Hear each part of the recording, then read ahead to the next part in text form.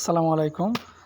আসলে অনেক দিন পরে গ্রামে হাতি আসছে। তো আসলে দীর্ঘ অনেক জায়গাতে প্রত্যেক বছরই হাতি আসে। আর বিশেষ করে আমাদের এলাকায় গোপীনাথপুরের মেলা যখন হয় তখন বিশেষ করে হাতি আসে। তো মেলা অনেক দেরি আছে, এখনও প্রায় ৪-৫ মাস আছে মেলার।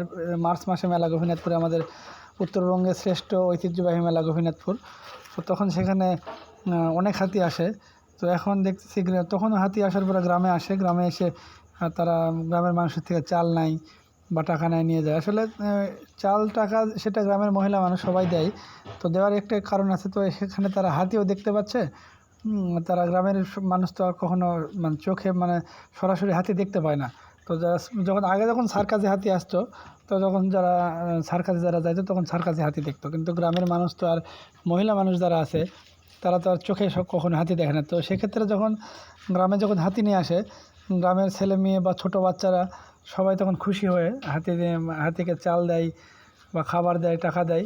তো এই আর কি। তো একটা যখন হাতি দেখতে গেলেও তো সবার তো আর চিড়িয়াখানায় দেখতে যাওয়ার সামর্থ্য নেই।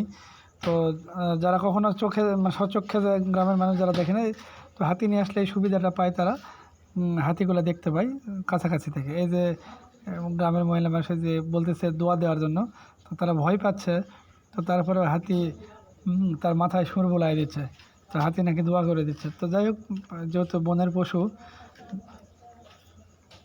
এখন আসলে কতটুকু সত্য, এখন বনের পশু হয়তো বা দোয়া করতেও পারে। এই যে আর একটা মহিলার উপরে হাতি মাথা দিয়ে দোয়া করে দিচ্ছে।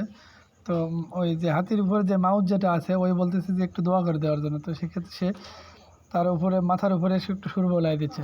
তো আসলে হাতি যেহেতু অনেক বড়, এই হাতিটা দেখে মনে হচ্ছে অনেক বয়স্ক আর অসুস্থ মনে হচ্ছে। আসলে সুস্থ মনে হচ্ছে না হাতিটা দেখে।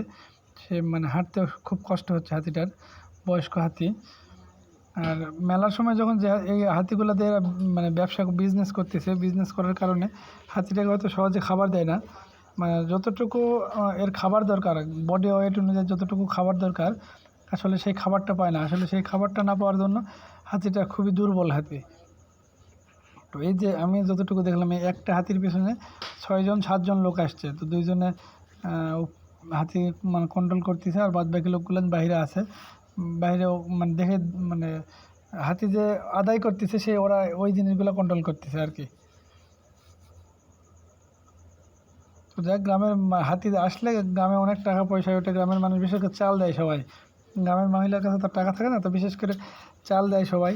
সবাই চাল দিচ্ছে, হাতি দেখতেছে, চাল দিচ্ছে। তো মহিলা মানুষেরা খুব খুশি হাতি দেখার পরে। তো গ্রামে হাতি আসছে, তারা হাতি দেখতেছে, দেখার পরে প্রচুর খুশি। তারা এই খুশির ঠেলায় তারা চাল দিয়ে দেয়। তো যাই হোক, ধন্যবাদ সবাইকে, ভালো থাকবেন। আবার যদিও কোনো সময় আমাদের গ্রামে বা এলাকায় হাতি আসে, আমি আপনাদের, যদিও আমার চোখের সামনে পড়ে, আপনাদেরকে দেখানোর চেষ্টা করব।